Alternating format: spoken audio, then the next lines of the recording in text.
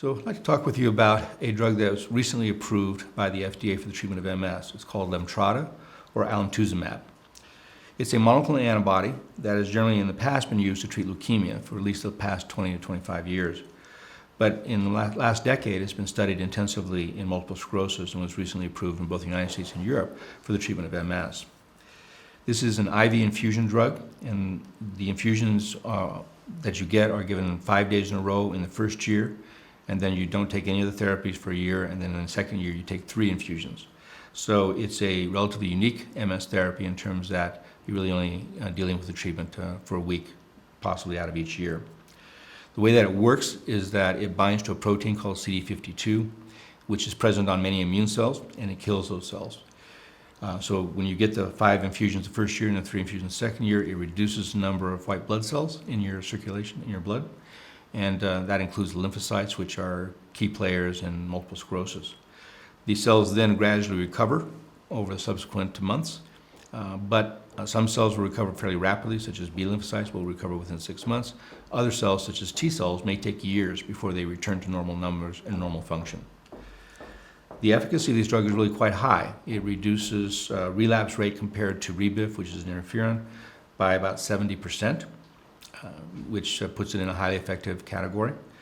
It also does decrease the risk of having progressive disability over a 2-year period by around 30 to 35%. And it also has a positive effect on brain volume, although the magnitude of the effect is a little bit difficult to assess because of the nature of the studies. Many patients do seem to be disease activity free. In other words, they don't seem to have ongoing symptoms or attacks suggesting that the MS is active. The exact percentage is not known because the definition of disease activity free is not standardized yet. But my experience is about half of patients seem to be in remission, at least over the first 2 years of treatment. And many patients actually do improve in function.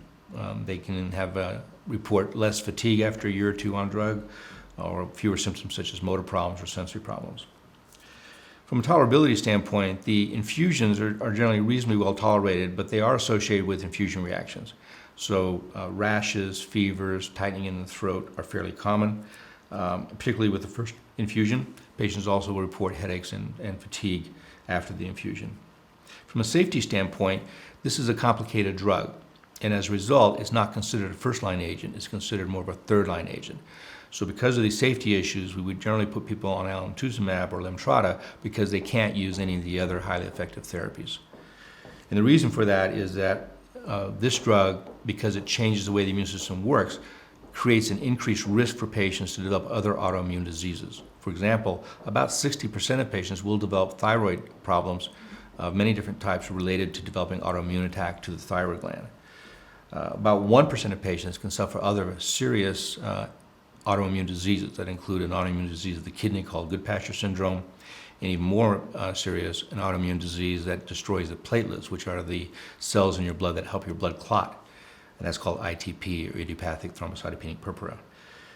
As a result, you have to have monthly blood tests monitoring blood counts, as well as urine tests and metabolic panels and renal panels to monitor for other organ problems with this drug.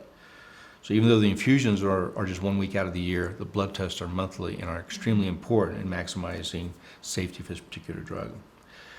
Other safety issues that have occurred relate to autoimmune-mediated anemias, where you lose red blood cells, leukopenias, where you lose white blood cells. There have been increased risks of infections, as well as possibly an increased risk in certain cancers. So this is an agent which, if used appropriately and monitored carefully, can be used in patients who, for one reason or another, cannot use some of the other highly effective therapies. But it requires having a good relationship with a clinical practice that's going to be able to monitor you on a monthly basis and where you can get quick responses to any concerns about a change in your health.